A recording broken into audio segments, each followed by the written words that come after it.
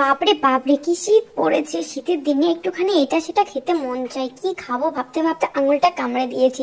তারপরে মাকে বুদ্ধি এলো, মাকে বলি মা কিছু বানিয়ে দাও। এখন রান্নাঘরে চলে গেলাম সস হাতে নিয়ে। দেখছো 4 রকমের সস নিয়েছি, দুটো রেড কালার, ভেবো না যে দুটোই টমেটো কেচাপ। যাই হোক, একটা আছে red chilli sauce, green chilli sauce আছে কাসুন্দি, আর সঙ্গে টমেটো সস।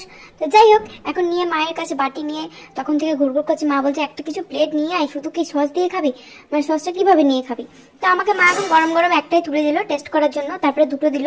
তারপরে এখন মা ভাজা চলছে, তো আমি এটা খেয়ে নিয়ে আরো চলেছে, আরো 4টে খেয়ে নিলাম, এখন আবার 4টে দিয়ে দিল। এখন ভাবছি বুনিকে জ্বালিয়ে জ্বালিয়ে খাবো, এখন বুনির কাছে যাওয়া চলছে। আর এদিকে মা বড়গুলো ভাজতে দিয়েছে, আমি আসছি, বুনিকে এটা দিয়ে আসছি। তো তারপরে এই যে দেখাতে দেখাতে ফটো তুলতে তুলতে ভাবলাম একটু লোভ দিতে নিয়ে যাই। তো আমি বললাম যে আমি যারা খাই তোকে দেখিয়ে দেখিয়ে কেমন করে খাচ্ছি দেখো। ওরে বাপরে বাপরে বাপরে, আস্তে কামড়া। দেখছো আমার দাঁতগুলো সুন্দর, কিন্তু আমি এরকম করে কামড়ে কামড়ে খেয়ে নিচ্ছি। তো খাওয়ার পরে আমি আরো এবার সবাইকে দেওয়ার জন্য সাজাতে গেলাম, নিজে খেয়ে নেওয়ার পর। তো এখন এই যে সবার জন্য সাজিয়ে নিয়েছি। তো বাবা সস ছাড়া খাবে, আর এটা হচ্ছে বুনির। তো চলো বাই বাই, দেখা হচ্ছে নতুন ব্লগে।